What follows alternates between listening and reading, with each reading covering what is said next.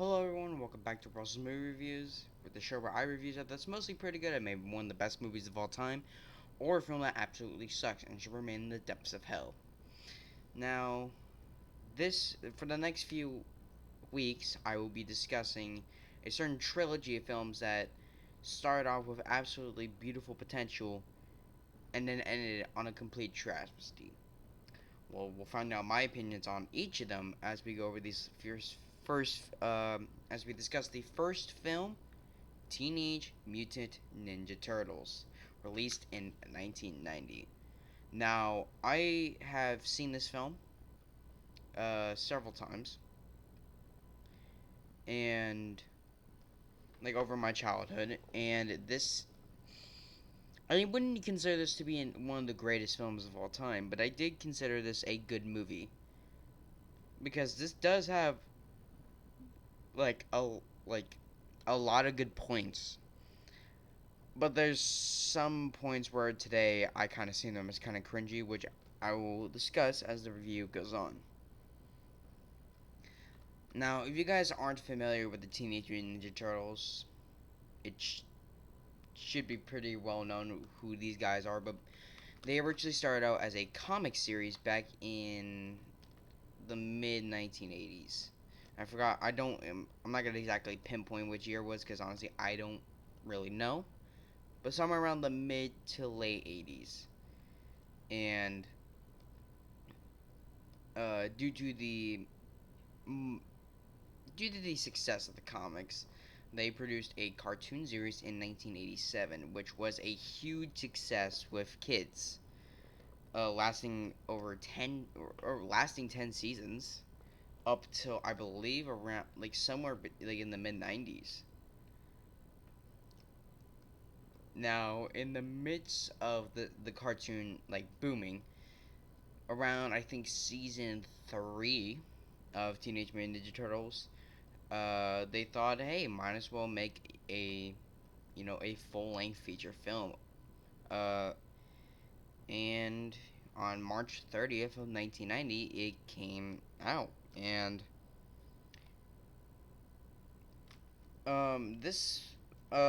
this series of films has always been one that I would frequently go back to. I didn't really watch the first film as much as 2 and 3, and um I mean, granted, I was a kid when I was watching all three of them, so I can kind of see why I was watching 2 and 3 a lot more than the first film. Because if you guys haven't seen this film, it's it's dark, way more darker than than 2 and 3.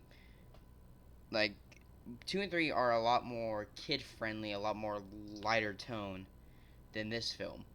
So I guess I just watched those a lot because those were more appealing to me than the dark, gritty aspect of this film. But now, watching this again with a more open mind and me maturing, I've come to have great fondness for this film, especially with the fact of all the stuff that they were able to do back in 1990 that still looks amazing to this day. And I just feel like that these films, or especially this first film, is severely like it's not appreciated as much as it should have. I think it really gets weighed down by it being a part of Teenage Mutant Ninja Turtles, but I think also it being weighed down by its sequels, which were Teenage Mutant Ninja Turtles 2 honestly isn't a bad film. It's just the more campy tones of the sequels brought down this film significantly. That it kind of just, you know, made, people think less of this film. Which I don't really think should really, like, I don't think that's a fair, like, thing to like criticize it on. It's like, well, that's the sequel's fault, not this film, because this film is a good movie. Like I said, this, two is a fine film. I don't think it's as good as this one. I'm just gonna say that right now. But it's a fun film to watch.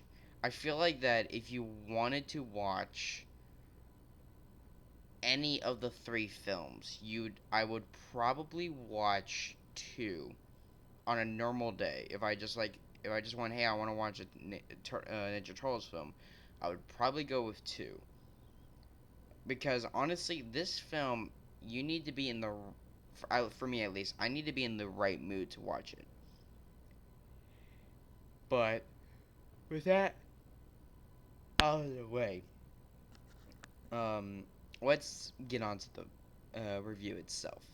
So this was made on a $13.5 million budget, which honestly, the for this film, seems minuscule. It does not seem like this. This seems like like at least a $40 million film, but this was made with a budget of less than 15 million.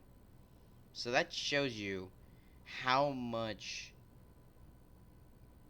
like restrictions they had, and yet they still managed to make a great movie out of it. But it had a $13.5 million budget. Domestically, it made 135 million, and worldwide, it made over 200 million.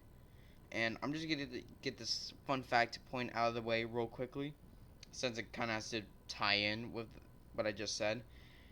This was the highest grossing independent film of all time until the Blair Witch Project came out in 1999. Because yes, people tend to kind of forget that this was an independent film.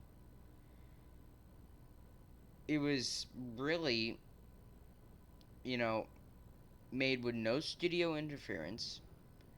It was the only thing the studios really had to do with it was giving the money to make the film,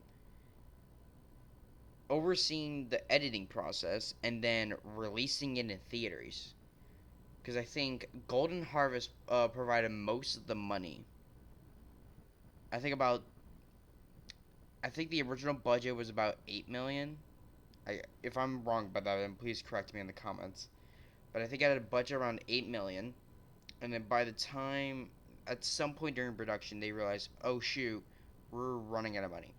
So they tried to go back to Golden Harvest to ask for more money, and Golden Harvest just basically went, no, we're not going to give you any more money. So they tried to, pass the film around to major studios to see who would pick it up to release it in America, and every single one said no, except New Line Cinema, which by this point, they're the biggest moneymakers that they had was the Elm Street series, which by this point they would have been on part 5, because that came out in 89. So they kind of needed something to keep them afloat, because honestly, I don't know when I'm going to be able to get into the Nightmare on Elm Street films, but part 5 is probably one of the weaker films of the franchise. So they kind of need a new franchise to keep them afloat, because I think the same year Turtles 2 came out, they released Freddy's Dead, which kind of killed off the franchise for about 10 years. Well, actually, no, like 13 years. Well, about 12, actually. Um, but, um, yeah, I think kind of by this point, they needed kind of like something new to like bring in money for them. I mean, because I think Elm Street Part 5 did make money, but critical reception wasn't kind on the film. So they kind of needed something to reinvigorate, the studio to, show that they could last. And really Ninja Turtles just kind of, helped them in a sense. And this was directed by Steve Barron, who by this point was a music video director. I think the most notable thing that he did by this point was the Take On Me music video. So, which is honestly one of the most creative music videos ever made. But I'm just gonna get this point out of the way real quick. He There were several things that he wanted to do with the film, including the composer, which I will mention. I will talk about later when I get to the music. There was He wanted someone else to do the music, and then the studio was like, "No, we're gonna hire this guy instead."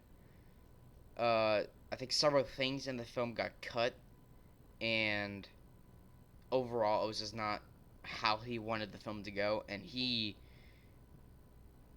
I don't know if he talks about it today. Like, if you came up to him at like a convention or something, if he ever goes to them, and you ask him about this film, I don't know if he's openly wanting to talk about it. But he, like, due to the numerous problems of him and the studio, he walked away from the film during the last stages of editing. So they hired on a new composer to compose new music for the entire film, and it's kind of just sad that they, you know, like he just left. It's kind of like an Alien 3 thing, which coincidentally came out 2 years after this one, where the director David Fincher kind of just walked away from the film. Except in that case, he walked away on the last day of principal photography. He didn't even oversee editing. Steve Barron was like there for like most of the editing at least. So, um, I'm not saying that Alien 3 is a bad film. I will get to that in next Halloween, I believe. Not like this year, but like the next year. But that's besides the point. So, let's get out of the way of behind the scenes trivia, which, by the way, I'm not going to go too into depth about behind the scenes knowledge, since this film has a lot of trouble production. Like, not like overly trouble like Alien 3, but if you guys want to know some of the behind the scenes trouble, I will leave a link down in the description below to go and check out another review of the film, which kind of goes more into depth about what actually happened behind the scenes. So, with that out of the way, let's discuss the plot. In New York, mysterious radioactive ooze has mutated four sewer turtles into in, talking, upright, walking, crumb, crime-fighting ninjas. The heroes in question: Michelangelo, voiced by Robbie Rist; Donatello, played by Corey Feldman; Raphael, voiced by Josh Pace; and Leonardo, played by Brian Tucci, are trained in the ninjutsu arts by their rat sensei Splinter, voiced by Kevin Clash. When a villainous rogue ninja, who is a former pupil of Splinter, arises and spreads lawlessness throughout the city, it's up to the plucky turtles to stop him. Now, I'm going to say this right now. If you guys don't know the similarities between this and the comic, because this film has a lot of similar. This film is basically, really, if you really think about it, this is just a an adaptation of the comics, along with some things from the cartoon, but it's not a full adaptation. Like, a notable example is that in the comics, Splinter was the pet of Hamato Yoshi, while in the cartoon, Hamato Yoshi turns into Splinter. Also in the comics, Hamato Yoshi is killed by Oroku Saki, who is the Shredder. Uh, the whole subplot about um, Splinter being the pet of Hamato Yoshi, along with Yoshi being killed by the Shredder, is adapted into this film. Uh, and then another one is an adaptation from the cartoon is that in the comics, the turtles all wore red bandanas. While in the cartoon, they couldn't obviously have all four turtles have red bandanas because then that would just be, too confusing which one is which. So they decided to give all the turtles different colors. So Raphael keeps the red bandana, but now Michelangelo is orange, Donatello is purple, and Leonardo is blue, and that is adopted from into the film. Also, I think it might have been too confusing to distinguish who the turtles. Granted, the turtles are like basically green, while the foot soldiers are like wearing like all black suits. But like, I'm just thinking that like maybe both having both the Foot Clan along with the turtles themselves have all red bandanas. That would just seem a little bit too confusing. Another thing that's I will link another review down in the description below that would go actually over all the points or all the similarities between the comics and the film. Because I don't really want to make this a 50-minute review just and have half of it me basically be me discussing all of the similarities between the comics or the cartoon and the film. Um, but some other notable exceptions that there's the fight or one of the turtles gets injured by the Foot Clan, which starts a fight in April's apartment. April's apartment catches on fire and burns down. Um,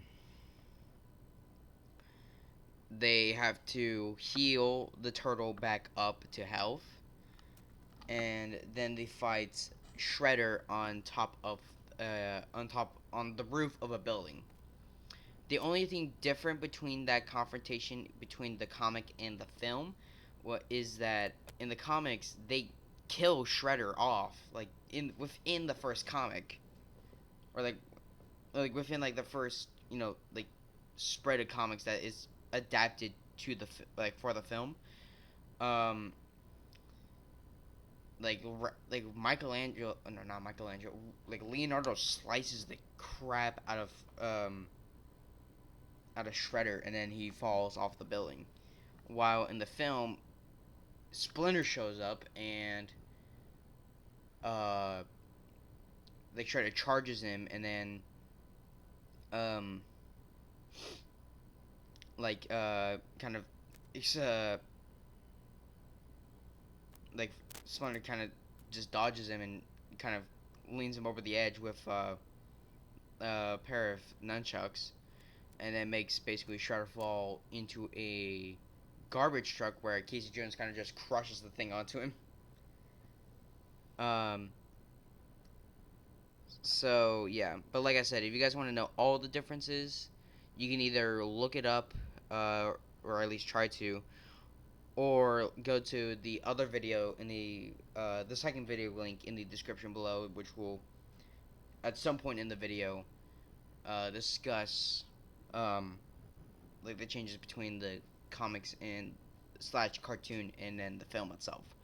But there is a lot of similarities between the first few. I think it's like the first three, four, maybe five issues of the comic that are adapted into the film, and um, I think that's about it, pretty much.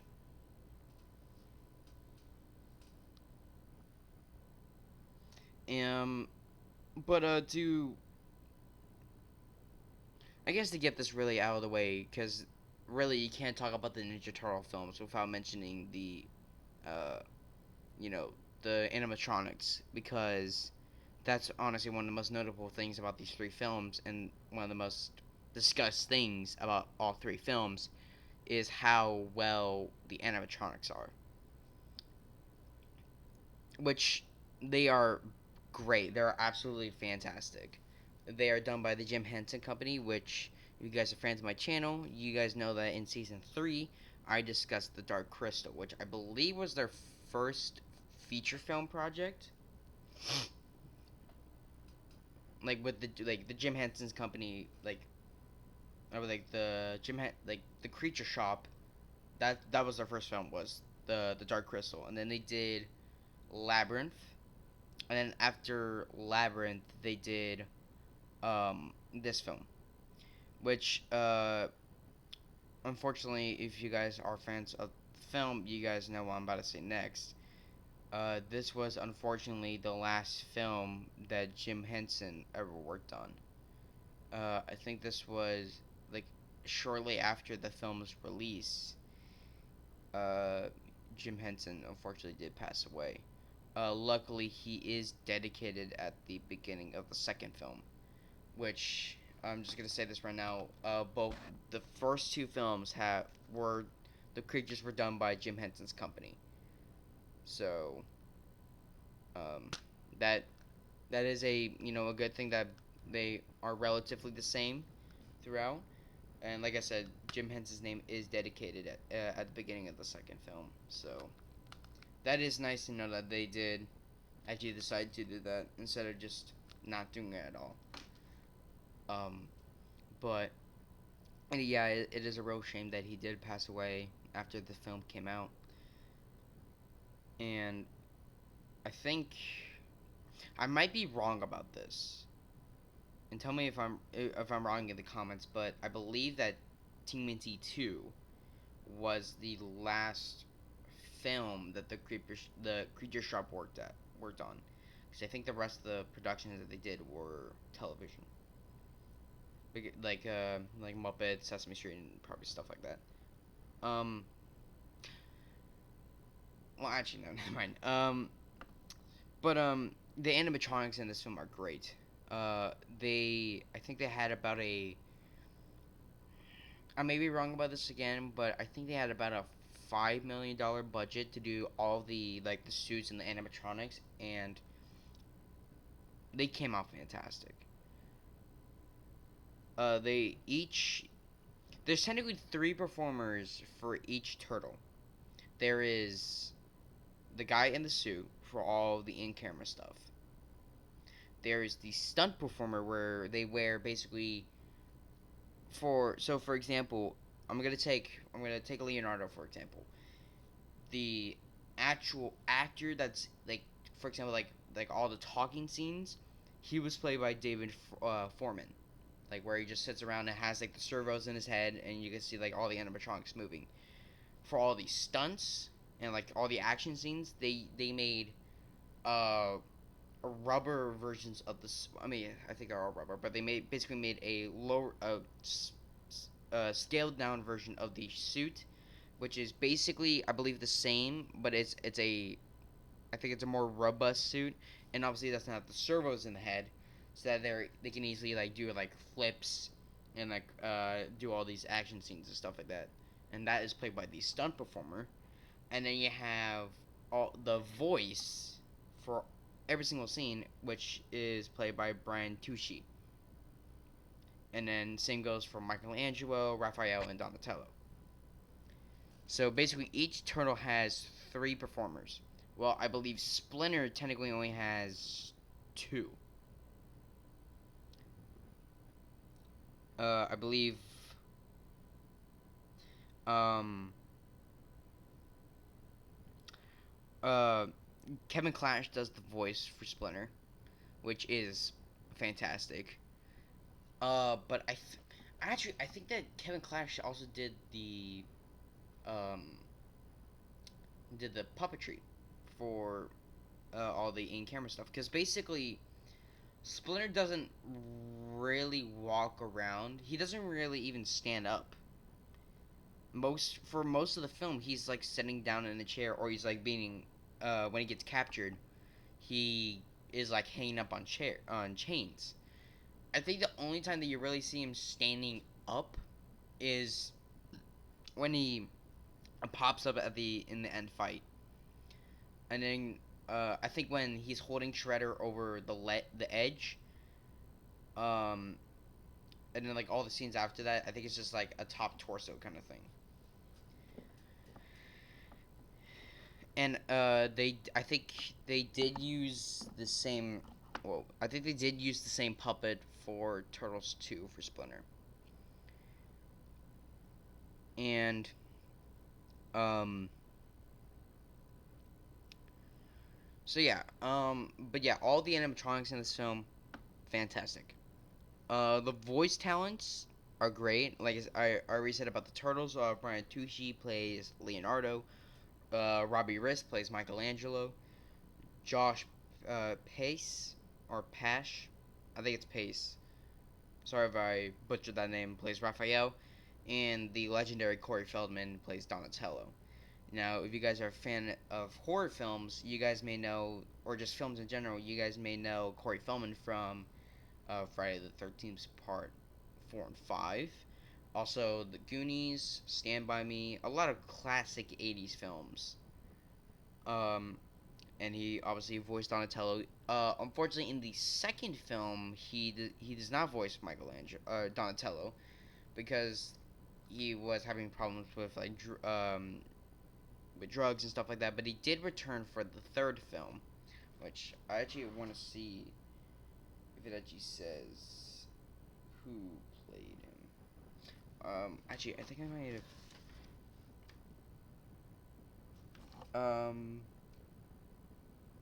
Okay, Adam Caro plays Donatello in the second film. So, yeah. Um, we have like the turtles themselves, Shredder it has two different performers. They have the guy in the in all the in shots, who's played by James Sato, and then they have all the voiceovers for Shredder, which is David McCarran, and I think Shredder in this film is probably the most badass that he gets, because yeah, in the 2014 film he or like in the the 2014 reboot, he does have sort of a like I do like that the suit that he has in the 2014 one has like kind of like a mechanical vibe to it. Uh, but what kind of ruins it for me is that it's obviously played by a bald guy in the first film. Yeah, in the second one, it's some random short Japanese man. So, that kind of pissed me off because I'm like, well, at least there's something good. And like when I heard that he was returning in Out of the Shadows, I was like, okay, maybe they might hire the same actor. Nope, it's just some random other guy. But not meaning to go off on a different tangent because I'm not going to be talking about those films for a while. Um, and then we have Tatsu, who uh oh god, I'm gonna try and look up how to pronounce his name. Because I know if I just try and attempt that right now, I would absolutely butcher it. So this is gonna be a quick cut, and I'm gonna try and pronounce his name the best I can. Okay, well, in all my efforts in trying, I can't get a solid, really answer except for Toshiro Ant.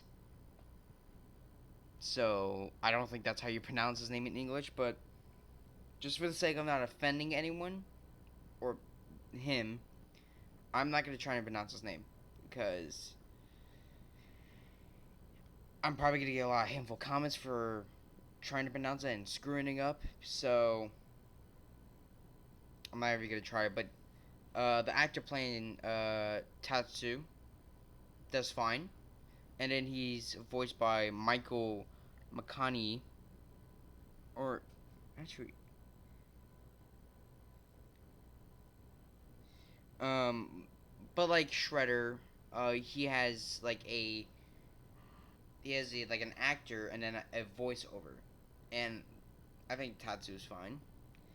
And then some other notable cast members are April O'Neil, played by Judith Hogue, and she does great with the material she's given. We have Elias Koteas as Casey Jones, and we have a very small role by Sam Rockwell as the head thug of uh, of one of the gangs. Um, I was honestly surprised to see Sam Rockwell in this film, and it kind of just shocked me that I was like, huh, didn't know he was in there. Um, I guess now to go on to favorite scenes. Besides all the fight scenes, uh, I would have to say my favorite scene in the entire film was the campfire scene. Where if you guys haven't seen the film, I mean, granted, like I said numerous times on the show, all these reviews are pretty much spoiler or they have spoilers in them. So I've mentioned some spoilers before, but just right now, spoiler alert. There after Raphael gets injured and they're trying to nurse him back to health, and when he finally recovers, Leonardo tries to just does some meditating, and he is somehow able to contact Splinter. So he rushes in back into the house saying like, guys, I know Splinter's alive, and everyone's like, dude, we kind of already know that. Like, but he's like, I don't think, I know. And then so he kind of gathers them around the fire, and he's just like, okay, everyone, concentrate. And everyone's like, okay. And they all close their eyes and they start concentrating, and then the fire all of a sudden turns blue, and then you see like Splinter there, and then he basically goes on and says like, you guys have learned the final like the final step, like I forgot exactly what it was, but basically it's a very emotional scene, and I can see why that they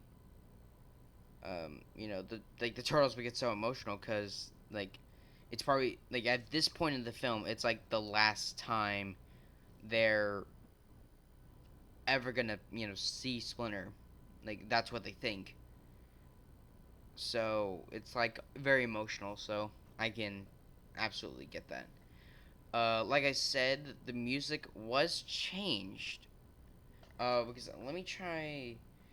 Uh, the first link, like the first video review that I have in the description, it goes a little bit more into depth about like the actual like how the music was changed. But let me really quickly look up the original composer for this film. So again, quick cut, and we're back. So the original composer for this film, which Steve Barron brought, was a guy called Michael McLaren, who I believe did some work on the film, and you can actually hear some of his work in the original theatrical trailer. Um, but he was let go, which kind of caused Steve Barron to leave as well. So without a composer, the studio hired John Duprez, who had his first international film, uh, which was called. Let me look it up real quick. With a film called A Fish Called Wonder, which did moderately well. And he had, I believe, about 2 months to write and compose the whole soundtrack. And the work that he composed is absolutely fantastic. Unfortunately, for the longest time, his work was never released officially. It was always, the only official soundtrack that you could get for the longest time was the soundtrack that came out when the film came out with like pop songs and stuff like that until about 2018. Actually, let me check. About 2018, 2019. So yeah, about 2018, 2019. Waxwork Records released the complete soundtrack to this film in its entirety. Unfortunately, almost every single version of the soundtrack is sold out, including the CD release. I think you could still get the vinyl release. Uh, Actually, let me I'll put a link down in the description below to the soundtrack. Um, but let me check real quick. Okay, well, I just looked it up, and apparently both the CD and vinyl release are currently sold out.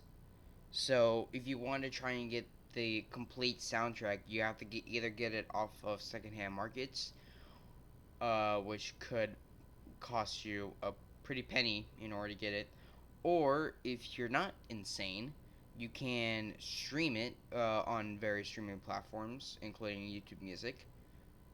Um, and I'm gonna discuss this of course, a little bit more in the next review. But actually, Waxwork Records just released a few months ago the complete soundtrack to Teenage Mutant Ninja Turtles 2: Secret of the Ooze.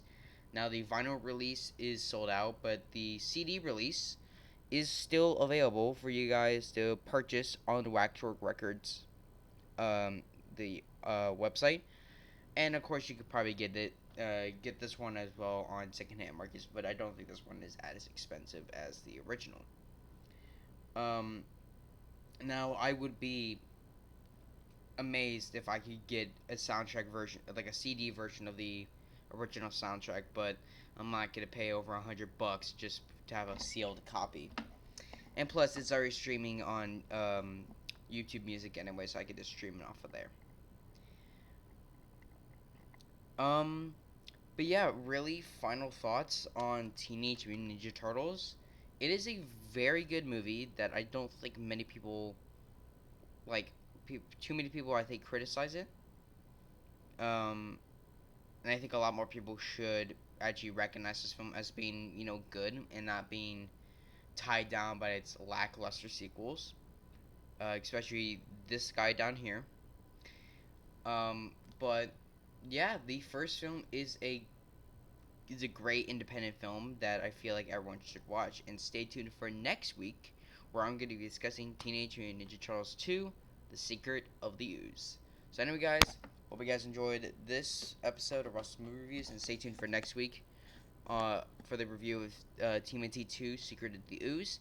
Click over here, I believe, for to go to my channel and click that subscribe button, or you can click down there on my name and just click that subscribe button and hit that bell icon to get notified when future videos are coming out. And you can click over here again, I think, for when for the latest two videos, or for featured content and stuff like that. So anyway, guys, stay tuned for next week for the TMAT 2 review. Live long and prosper. Out.